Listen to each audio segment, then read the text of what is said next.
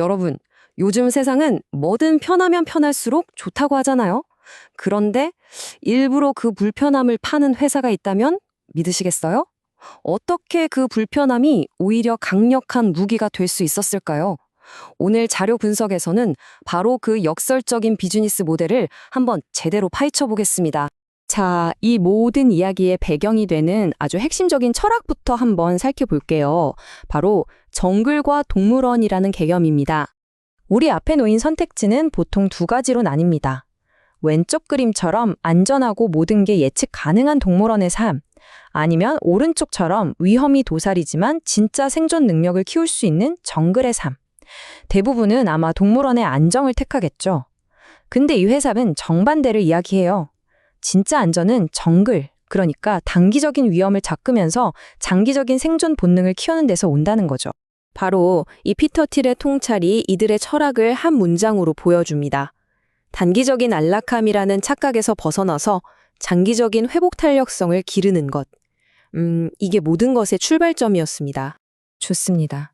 그럼 이 철학을 어떻게 진짜 돈이 되는 비즈니스 기회로 연결했을까요? 불편함의 비즈니스 섹션으로 넘어가서 그 방법을 알아보겠습니다. 자, 우리 한번 솔직해져 볼까요?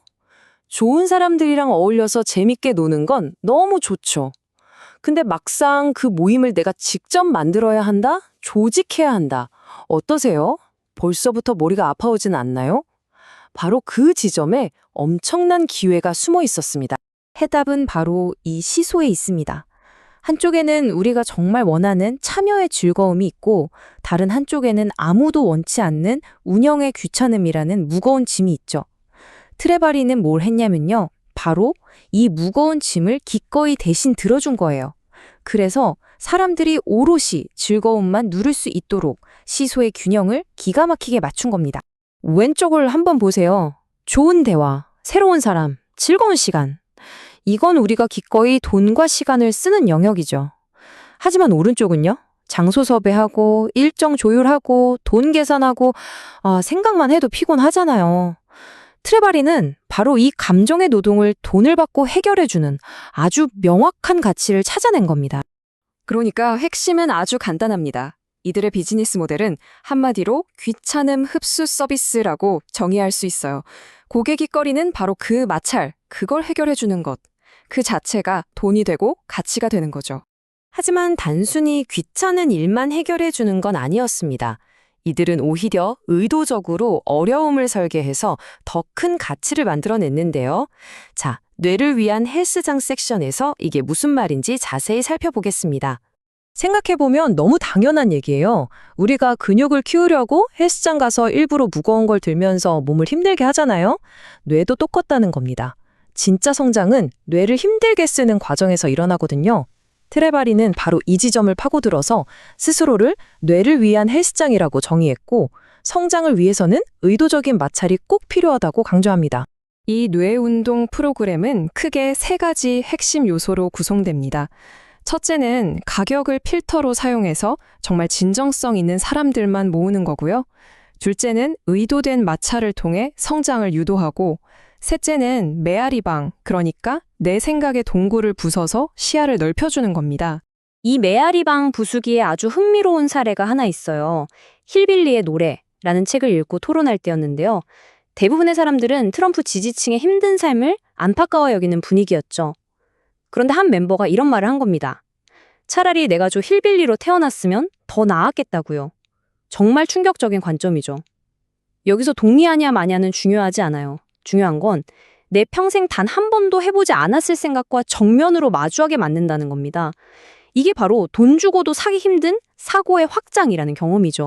이렇게 잘 성장하던 비즈니스 모델이 역사상 가장 큰 시험대에 오르게 됩니다. 네, 바로 코로나19 팬데믹이었죠. 오프라인 모임이 전부였던 비즈니스에 팬데믹이 닥쳤습니다. 결과는 보시는 것처럼 정말 처참했죠. 매출 그래프가 말 그대로 수직으로 곤두박질치면서 거의 0에 수렴했어요. 이건 회사의 존립 자체가 흔들리는 순간이었습니다. 당시 상황이 얼마나 심각했는지를 보여주는 단 하나의 숫자가 있습니다. 바로 75%. 이게 뭐냐면요. 전체 멤버의 무려 75%가 환불을 요청했던 겁니다. 회사가 그냥 공중분해될 수도 있었던 정말 절체절명의 순간이었죠. 하지만 그들은 포기하지 않았습니다. 왜였을까요?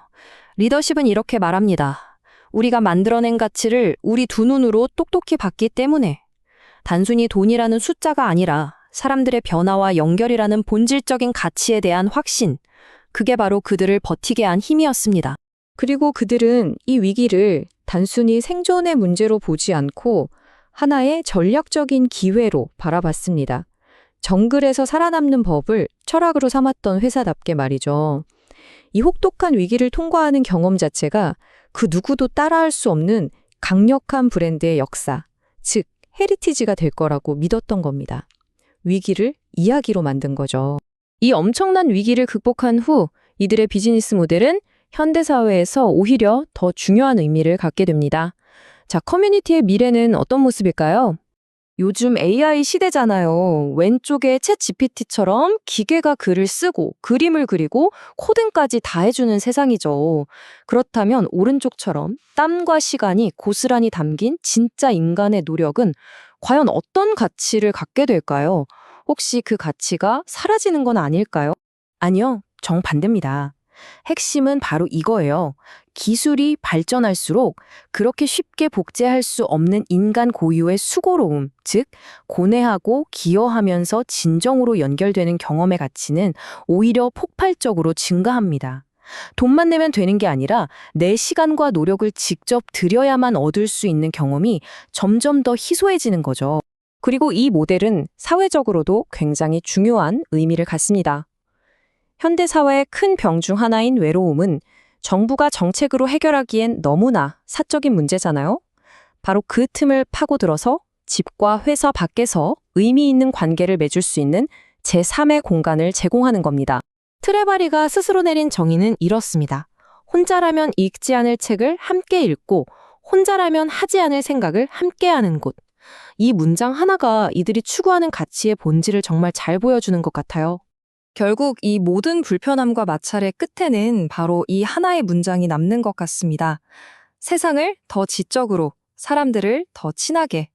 어쩌면 우리에게 정말 가치 있는 것들은요, 가장 편리한 길이 아니라 가장 의미 있는 불편함 속에서 피어나는 것이 아닐까요?